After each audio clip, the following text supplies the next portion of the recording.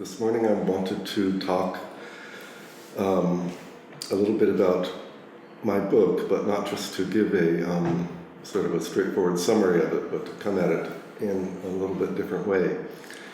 I'm going to try to explain that at least on the surface, what the book is about is the relationship between these two men, and the book tries to present it in a kind of a balanced manner, giving roughly equal attention to each individual in terms of their backgrounds and in terms of their participation together. But that is what you see on the surface of the book, but there's a kind of a subtext which has a little bit different orientation, and the subtext is puts a little bit different relationship between the two men, and the subtext of the book is kind of why would a man like David Bohm ever get involved with someone like Krishnamurti? What drew him to the teachings and what precipitated his very extensive involvement? Because these two men, they collaborated for well over 2 decades. They had, somebody mentioned yesterday, they had over 100. They participated together in more than 100 recorded dialogues. Many of those were with other people present, but there were 30 or 35 dialogues that were recorded that were just the two of them together, and God knows how many other conversations they had that were not recorded. So they had really a very deep and extensive involvement with one another, not to mention the 3 or 4 books that were published containing portions of their dialogues. So there's a question: what would attract a man like David Bohm, who is this this very, very eminent scientist, and not just any scientist, but one who is right in the core of the hardest of hard sciences, physics, and right at the foundation of the paradigms that govern science in the field of physics, which is what you call quantum physics. Quantum physics is the field of physics that studies what happens inside the structure of the atom, and the behavior of subatomic particles is very, very peculiar and mysterious, and Bohm was right there in the heart of that field of physics. So he was really an exemplar of the most kind of hardcore scientific community, and for him to step out of that culture and that background and become involved with Krishnamurti is quite a stretch. And to those of us who are interested in Krishnamurti, the teachings of Krishnamurti, it might not seem like such a stretch. It might seem like, Krishnamurti was a very interesting and intelligent and insightful person. It's only natural that somebody would be attracted to the teachings. But if you look at it from the point of view of a scientist, especially someone immersed in the essence of scientific culture in the 1950s or 60s or 70s, it looks very different. Krishnamurti looks to those people like, some kind of cult figure, some kind of mystical guru from India, and, he probably has a bunch of credulous followers, and, maybe has some kind of little sect or something. And for a man like David Bohm to get involved in that, it's a bit of a shock for people like that. And so you might think that I'm exaggerating a little bit in how, Krishnamurti would be perceived by the scientific community, but to illustrate my point, some of you might know there was a tremendous fire in Southern California several weeks ago called the Thomas Fire, and it very much threatened the Ojai Valley. A lot of homes immediately adjacent to the valley got burned down. And this fire was so big that it got a lot of attention nationally, even internationally. And as a result, the New York Times published a front page article about the community of Ojai it was brought to their attention by virtue of the fact that Ojai had been so much threatened by the spire. And so they're just talking about the community of Ojai per se for a general audience. And in that context, they describe Ojai partly in terms of Krishnamurti and Krishnamurti's involvement in the valley of Ojai. And so then, how are they going to characterize who Krishnamurti was? Well, they refer to him as this is December 9th of, a couple of months ago. They refer to him as the renowned Indian guru. And they referred to him as the anointed messiah of a spiritual organization. And they said that as a result of his involvement in Ojai became a mecca for New Age pilgrims. So this is the New York Times, okay? And nowhere in this article is there any acknowledgement whatsoever that this, spiritual organization, the Theosophical Society, that he broke away from it, in 1934, or the nature of his work subsequently, or the fact that he, cringed at the idea of being thought of as a guru, or the fact that he categorically rejected any form of nationality, and therefore to, specifically identify him as an Indian anything is, in one sense accurate because he was born in India, but in another sense completely contrary to his actual teachings.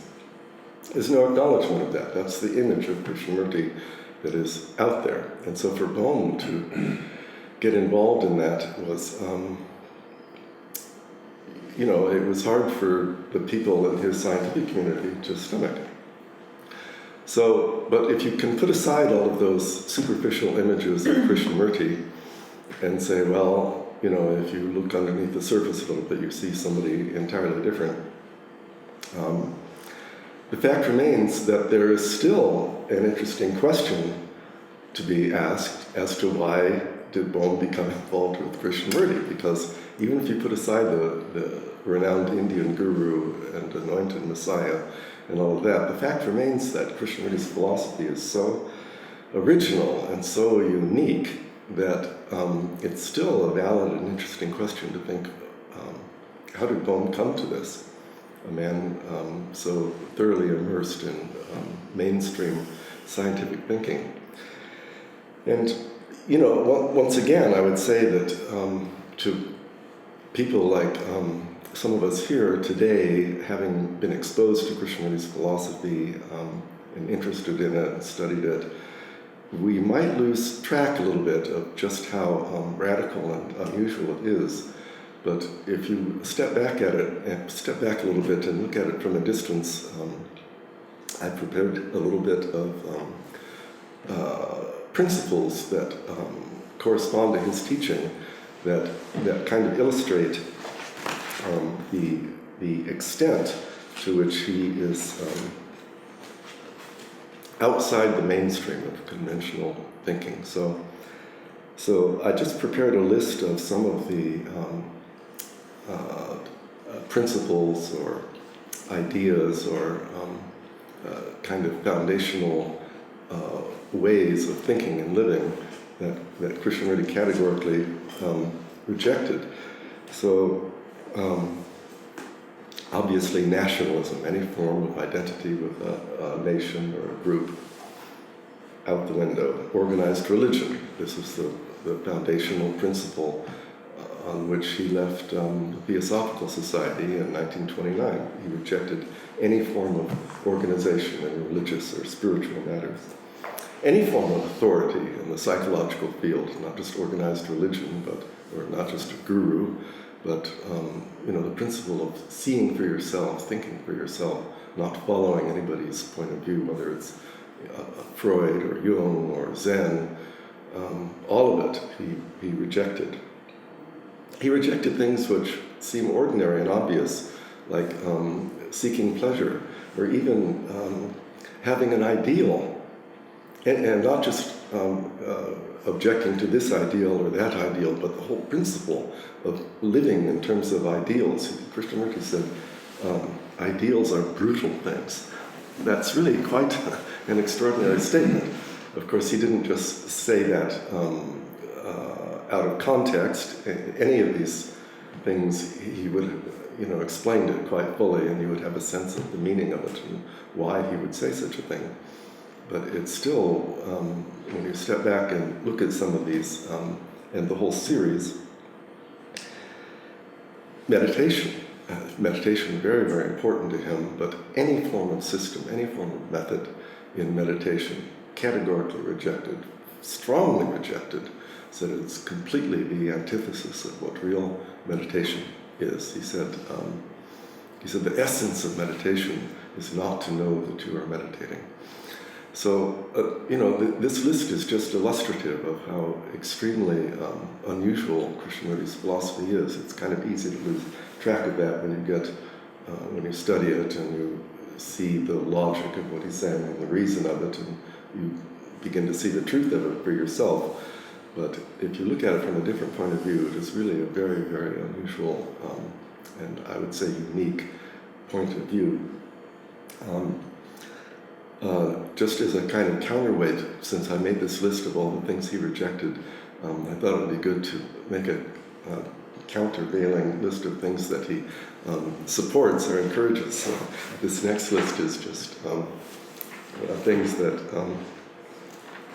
Krishnamurti doesn't reject, but affirms or endorses. So they don't.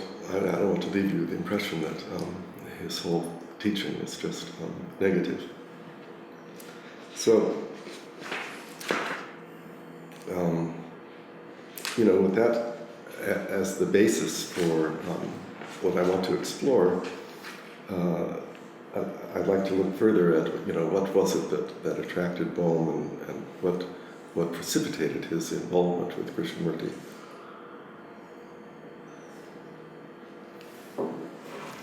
So,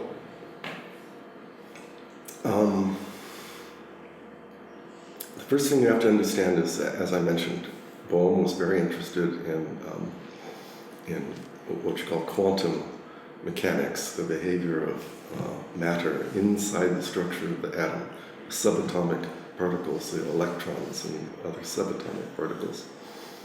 And it turns out that that's a field of science which kind of lends itself to philosophical speculation and unusual observations. And, one of the most kind of notorious things that happens in the quantum domain in the behavior of electrons has gotten fairly well known in the popular imagination, and that is that you cannot study the behavior of an electron without changing what the electron is doing. You can't find out where it is or how fast it's moving or in what direction it's moving without the very act of observing it interfering with what it's doing. So it's very hard to get a fix on what it's doing, because by looking at it, you're changing the thing that you wanted to see in the first place. So in other words, to put it differently, there's a intrinsic, inescapable connection between the apparatus of observation and the thing which is being observed. It's inescapable, according to the basic principles of quantum physics. So in 1961, Bohm was living in England, and he used to go to the library very often with his wife and Cyril. And Cyril ran across a book which, where she read somebody say, "The observer is the observed." And of course, this is a very recognizable part of Krishnamurti's teachings. And Sarah was familiar with the significance of that in terms of quantum theory, so she brought it to Bohm's attention, and that is the moment that precipitated his interest in Krishnamurti's work. He thought, yeah, that's interesting, read that book, and after that initiated a meeting, and they went on from there. But that's not the only principle in quantum physics that connects with Krishnamurti's work. There's another one which in the field of quantum physics is called non-locality. There's a thing which happens when you study electrons where an electron in one location can have a kind of a connection which is not fully understood with an electron in an entirely different location, and it's not a matter of any kind of information or signal being passed between them, but somehow in the fabric of reality, the two electrons seem to know something about one another or be related in some way, so that it's almost as though they are really just one particle. And so what this implies is that there's some kind of wholeness operating in the very essential fabric of physical reality. And the principle of wholeness was extremely important to Bohm in all of his physics. He wrote this book a little later called Wholeness and the Implicate Order, in which he kind of draws together a lot of themes from his theoretical physics and the principle of wholeness, which he observed in the fabric of the whole universe. It's a very major theme. And similarly, wholeness is very important in Krishnamurti's philosophy. Krishnamurti, in talking about the psychological field, is very concerned with divisions in consciousness. One of the core issues that Krishnamurti addresses is psychological conflict. Why do we live in conflict? Not only are we conflicted inwardly within ourselves, but conflict in society, conflict among nations, everywhere you see tremendous conflict with tremendous destructive consequences. And Krishnamurti if you study his teachings, you see that he traces the origin of conflict to psychological division.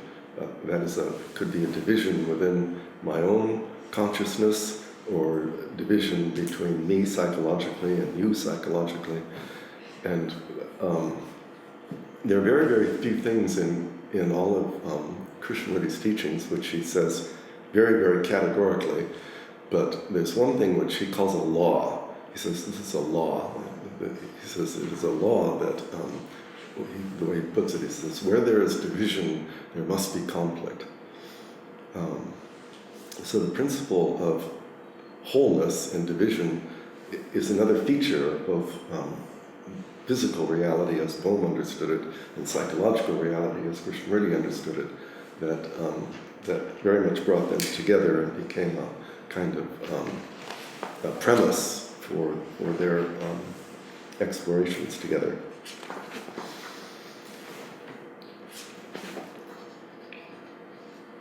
So, just looking directly at the field of quantum physics, we can see some ways that it would be natural for Bohm to be attracted to Krishnamurti's philosophy, but there's another whole stream of Bohm's work that brought him into contact with Krishnamurti, and that has to do with first the political field, and then Bohm's interest in more contemporary forms or conventional forms of philosophy. So Bohm grew up in this little mining town in Pennsylvania, and he was a teenager when the Great Depression hit in 1929 and the early 1930s. And the little mining town where he lived was very much impacted by the Depression. And so Bohm got a very first-hand look at the devastating consequences. And as a result of that, he became very, very progressive in his political views. He had very well-developed political views, which were of a highly progressive nature. And later on, he went to graduate school at the University of California at Berkeley. The graduate department in physics was under the supervision of, J. Robert Oppenheimer, who was the foremost theoretical physicist in the United States at that time. And in those days, the early 1940s, Marxist ideology, some of the principles of socialism or communism were very attractive to many people in intellectual circles in the United States.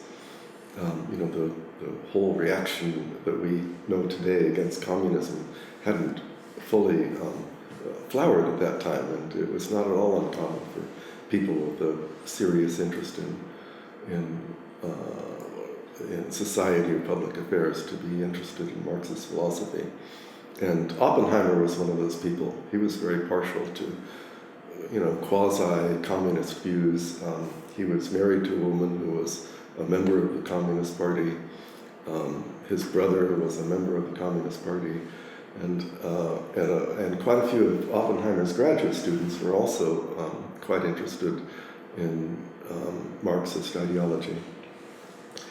But what happened was, once the United States got involved in World War II, there became this tremendous urgency about developing an atomic bomb called the Manhattan Project. And so for purposes of developing that bomb as quickly as possible, the military authorities seized upon the very, very best minds in the country that they could find. And so they chose Oppenheimer to head up the Manhattan Project.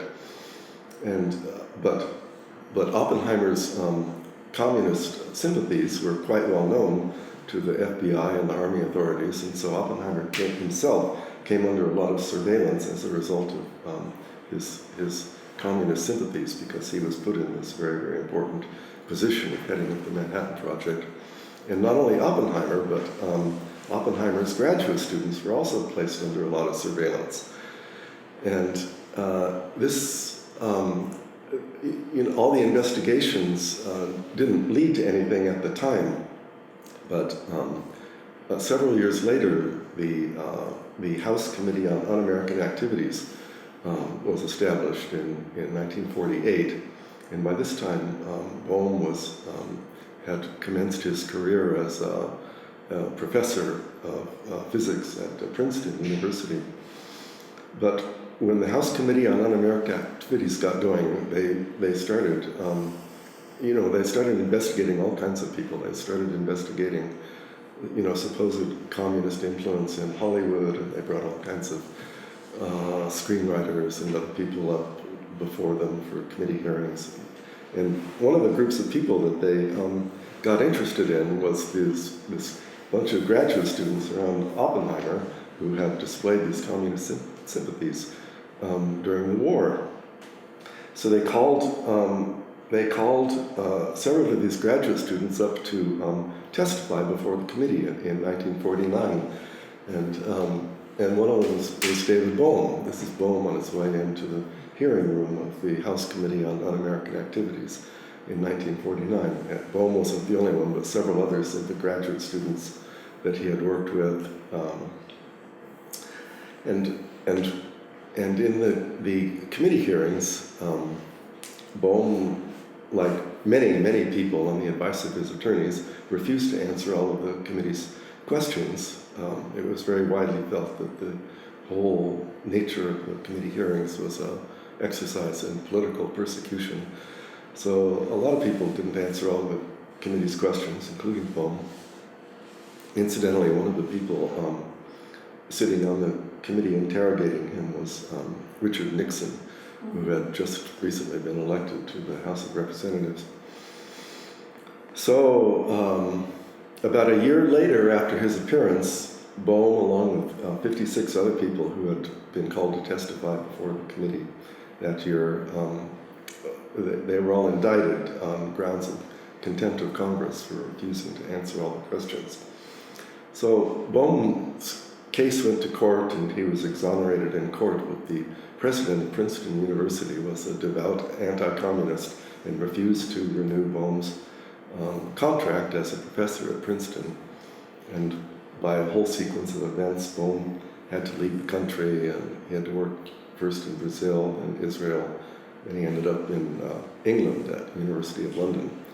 But but Bohm had this very strong first-hand exposure to, the irrationality and the dangers of political persecution. So I think, I strongly suspect that that was another factor that contributed to his predisposition to entertain such a radical philosophy as you find in Krishnamurti's teachings. But as a consequence of all that, there was another element, which is that, Marxist ideology has its roots to some extent, in the philosophy of Hegel.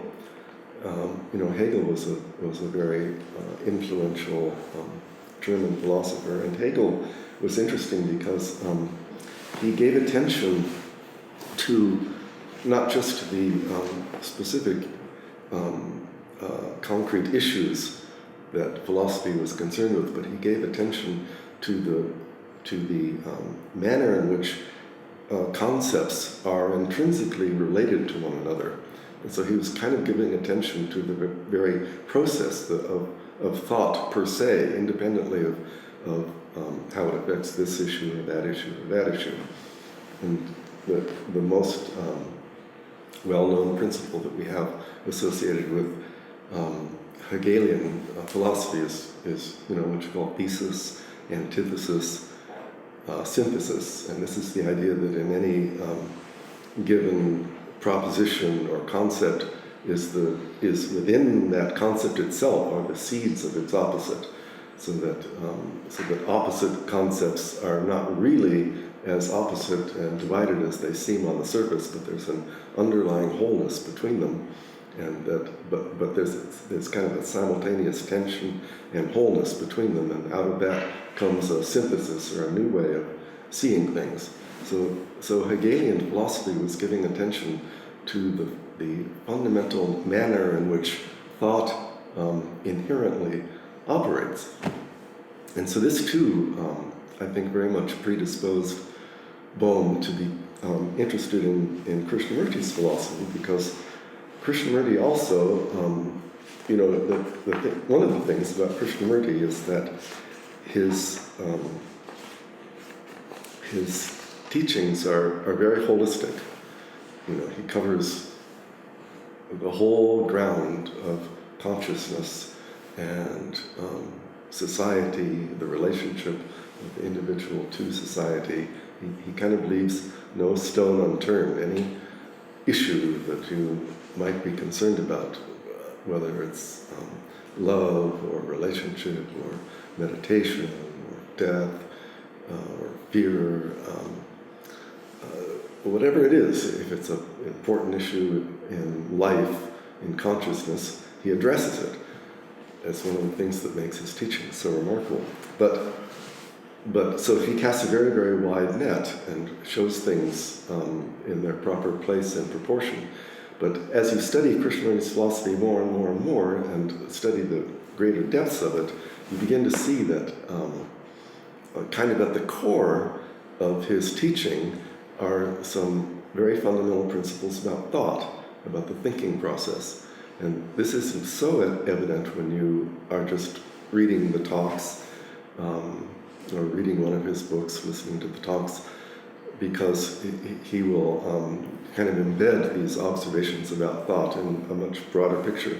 But if you kind of step back and isolate the various things he has to say about thought or the thinking process, you find that he makes quite an amazing and interesting collection of principles about thought that are not at all obvious. Each and every one of them is very insightful, unusual, interesting, not something you ordinarily would have occurred to you, but he not only brings it out for your attention and elaborates and explains what it means, but also shows you why it's very important and interesting and contributing to all kinds of conflict and difficulties. So I pulled together some of the principles that Krishnamurti has to say about thought. I won't go through them one by one, but it's quite an interesting list. And of course, as I'm saying, in his teachings, Krishnamurti would never ever present them, these things, in this isolated or fragmentary manner, any one of these things he would come upon by virtue of a much broader exposition, and when he came upon it, he would explain it much more fully. But if you pull them out and isolate them, it's really quite a remarkable collection. And this is just the beginning. It goes on from there, and the principles which I have isolated here are ones which mostly are ones which are very, very succinct and make for easy presentation in a PowerPoint. But as I kind of indicate at the end here, you could start including some other things he says about thought which are not so succinct or easily summarizable.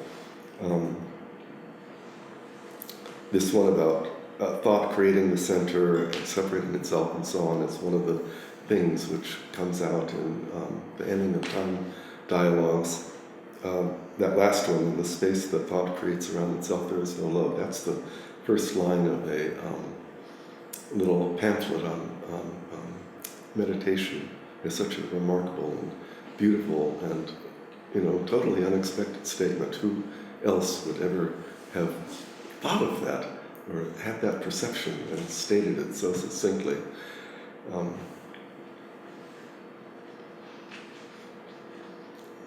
Who but Krishnamurti would have ever said that thought creates a space around itself? That's such an interesting perception in and of itself. Thought creates a space around itself. And in that space there is no love. It's just worth noting, I think. So, that is what attracted Bohm, I think, some of the ideas and issues that attracted him to the teachings. So, having said that, I just wanted to touch upon a few of the kind of results or consequences of this very unusual collaboration between these two men. One of the things that we might want to talk about is, so they collaborated, but what was the nature of their collaboration in terms of their individual contribution to the collaboration? So one of the points there is that,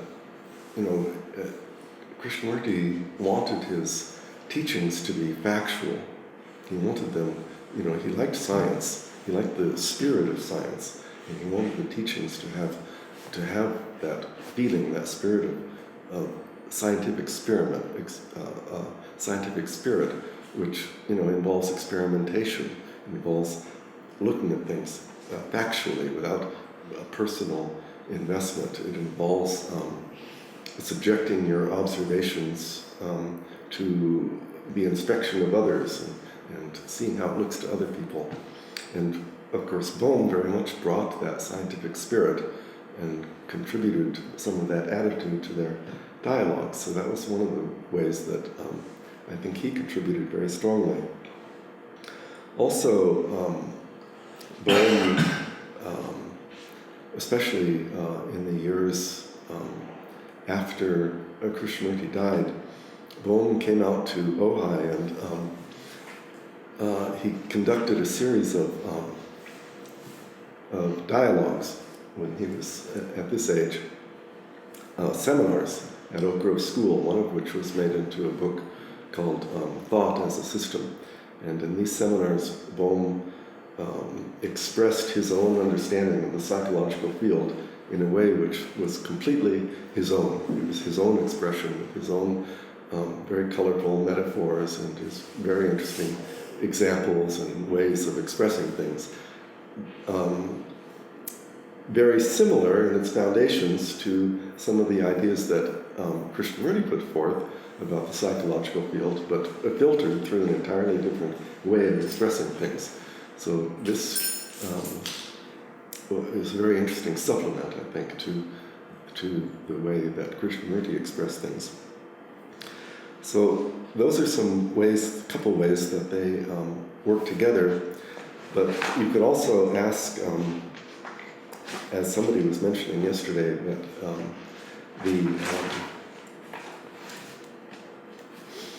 the manner in which Krishnamurti conducted group conversations was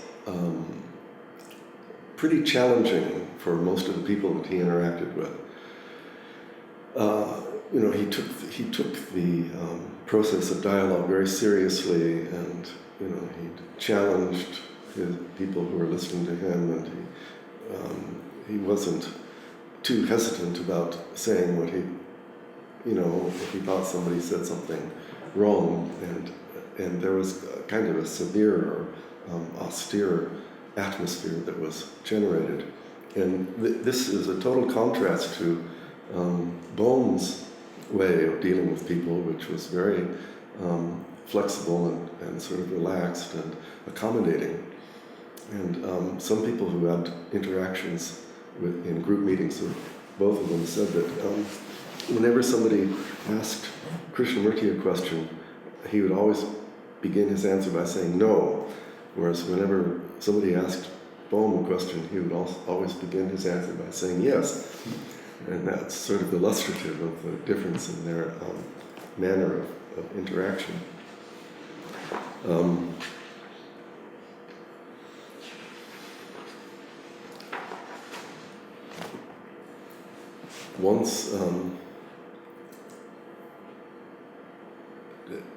Once Krishnamurti asked me directly how I regarded the relative contributions of Bohm and himself in their dialogues together. I was pretty surprised that he asked me that. He certainly would never have raised that question about anybody other than David Bohm. And I said that one was the sun and one was the moon. And then he surprised me even more by asking me which was which. I thought it would have been pretty obvious that, Krishnamurti was the sun, he was the source, the real source of the teachings, and Bohm was a little bit more of a student. But a student on an equal level, so the metaphor is not really fair to Bohm, because, the light of the moon is just a reflection of the light of the sun, and Bohm's light was by no means just a reflection of Krishnamurti's light. But as a first approximation, I still think that the metaphor is not too far off.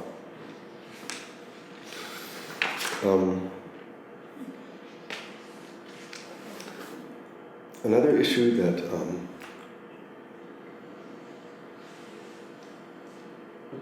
is addressed in my book that is pretty crucial has to do with what you mentioned this morning about time, psychological time. So this book, The Ending of Time, this series of dialogues that Bohm and Krishnamurti had, I personally feel that it's really an unfortunate title. It's quite a misleading title, because if you come to that book without very much of any background in what these two men are about, if you didn't know any better, you would think, if somebody says the ending of time, you think they're just talking about time as we know it. Time, what the time is, what the clock tells, or the calendar, that's time.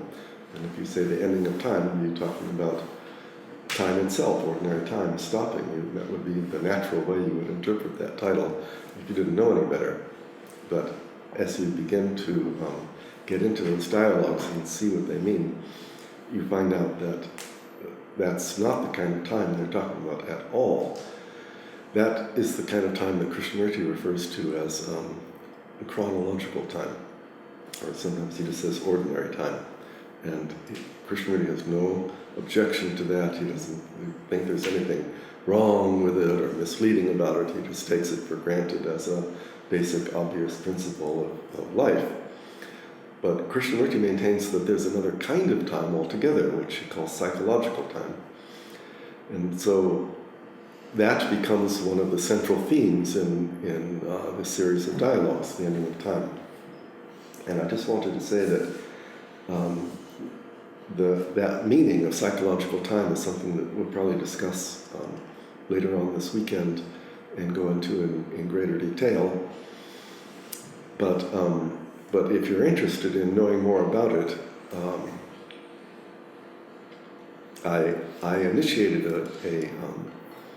a series of questions with Bohm by audio tape many years ago, in which I posed a lot of questions to him about the nature and the meaning of psychological time. And he replied to me by audio tape, and it forms one of the appendixes of my book. He goes on for 3 or 4 pages in which he discusses the nature of psychological time, and he elaborates as to what the difficulty is with it. And it's the most sustained and detailed exposition that I know of about time, physical time, chronological time, psychological time, and the difficulties associated with it. So if you're interested in that, you might want to look at that appendix in the book. So another issue that we might want to think about a little bit in terms of the collaboration between Bohm and Krishnamurti. Bohm got very depressed at the end of his life, in the last year or 2 of his life. He had suffered from a certain amount of depression earlier in his life, but he had quite a severe depression at the end of his life.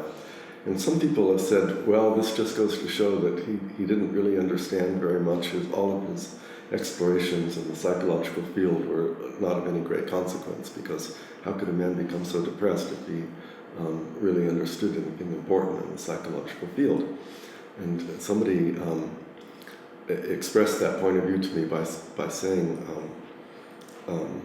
by their fruits you shall know them, meaning that if Bohm had gotten depressed, that just goes to show that his own mind was disordered and unclear and lacking in wisdom in some way. So I looked up that passage in the Bible, by their fruits you shall know them, because it really kind of stuck in my craw a little bit. I didn't feel like it was a very fair way of looking at what happened to Bohm, partly because, depression, the causes of depression are really not well known, and there's a lot of evidence that depression is just, it's a physiological thing. It's really, to some extent, just a disease like pneumonia or Parkinson's disease or something, but affecting the chemicals of the brain. So that person who said, by their fruits you shall know them, when I looked up that passage, I found a couple of other passages in the book of Matthew that I wanted to, that I wished I had been able to say to that person, judge not, that ye be not judged. But I didn't have that in mind when that person spoke to me. However, having said all that, the fact remains that there were some aspects of Bohm's relationship with Krishnamurti which may in fact have contributed at a psychological level to his depression. One of them was that there was a series of dialogues that were conducted in 1975 prior to this ending time series, which happened in 1980. In 1975, there was another series of almost equal length, and these were supposed to be published, and they were all set for publication when one of the trustees of the Krishnamurti Foundation in England objected to it, and she didn't like it for a lot of reasons. She felt like it put Bohm in the position, she felt like that to someone who didn't know better and was just coming upon it for the first time, it would look as though Bohm was teaching Krishnamurti because he initiated a lot of conversations. And this woman, this trustee, she went through the dialogues and she counted up the number of lines that Krishnamurti had and lines that Bohm spoke, and Bohm had more lines. And this contributed to her sense that it gave a wrong impression of the relationship between them. So she managed to halt publication of that book.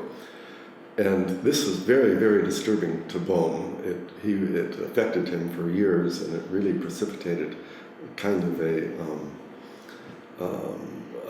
low-level crisis in his whole relationship with Krishnamurti, and it seemed to have such a very strong effect upon him that it affected him deeply at an emotional level. It put him in a sense of a state of some confusion about his whole relationship with Krishnamurti, and whether or not Krishnamurti himself was really conditioned in some way, and not everything that he purported to be.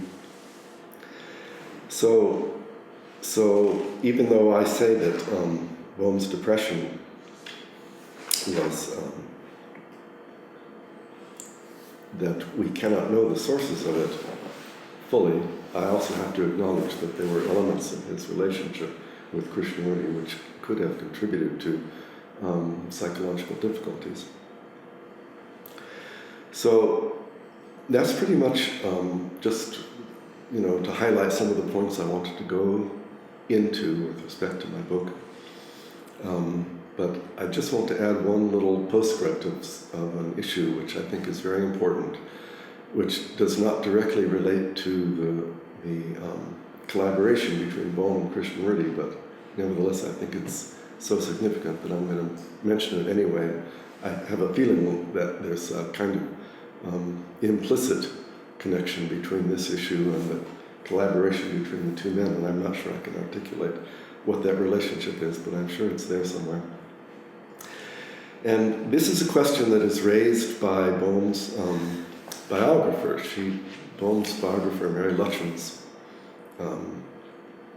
wrote the story of Krishnamurti's life in several volumes, but at the end of the second volume, she raises the question, who or what was Krishnamurti? And this might seem like a little bit of an odd question, but I'm going to try to explain why it's an interesting and reasonable question, because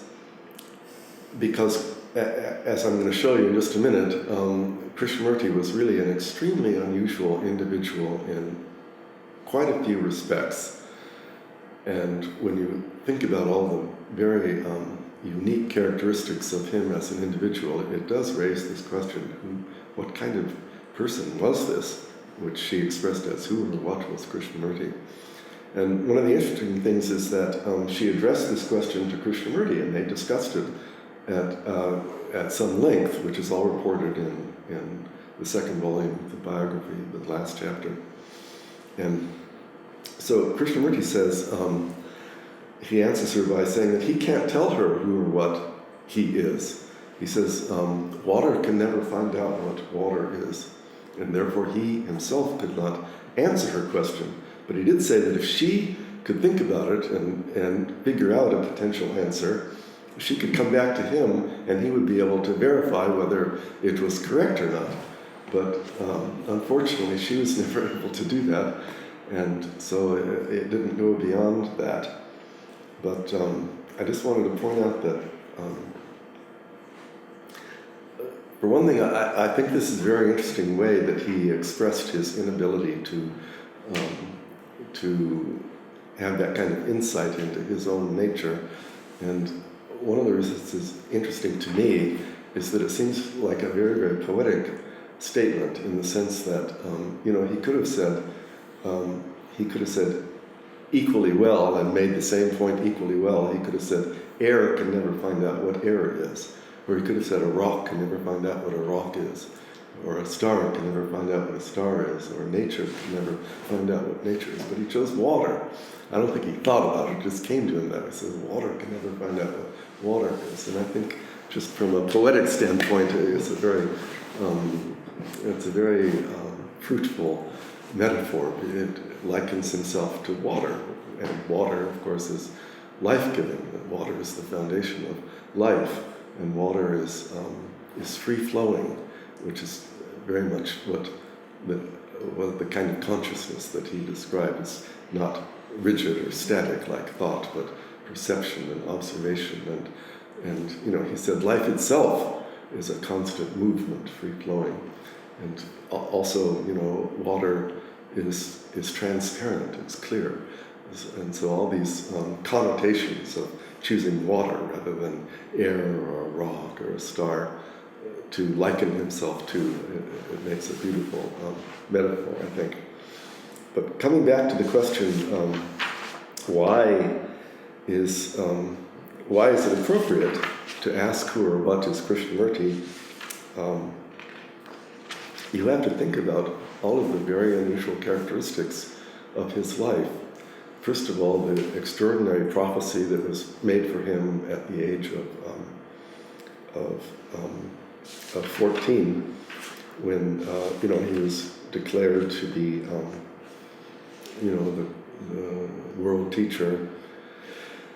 And then he had this very unusual thing called the process, where his head and neck gave him a great deal of pain, and he experienced this all through his life.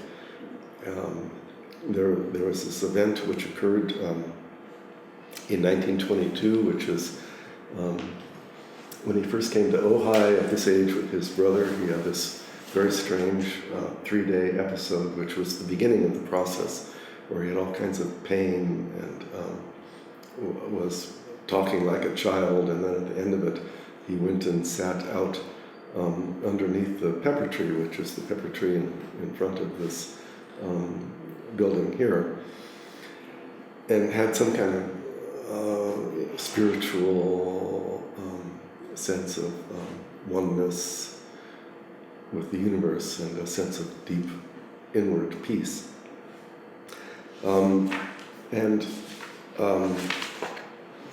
As I mentioned, he had this very, very unusual form of meditation. He had a hypersensitivity to nature, as you can see in all of his nature writings.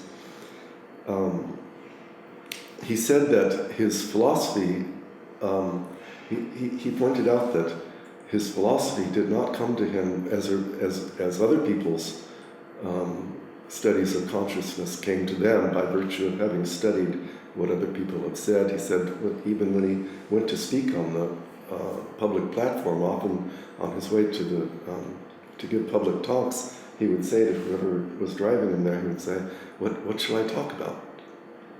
So he didn't have anything planned. And he said that when he was on the platform and speaking, he said it came to him as a revelation. He said he didn't have a single thought in his mind the whole time that he was speaking when he gave his public talks. So you put all that together with just the philosophy itself, which is so exceptional, so broad and deep and original, that you get a collection of a collection of characteristics that really makes such a unique individual and makes it a very valid question, who or what was Krishnamurti. So I made an effort to address that issue at the end of my book and offer some possible explanations. If you find that question of interest, it's there in one of the last chapters. So one more slide. Mm-hmm. So I think this is probably about 1975, which is when they had that series of dialogues that did not get published in full. And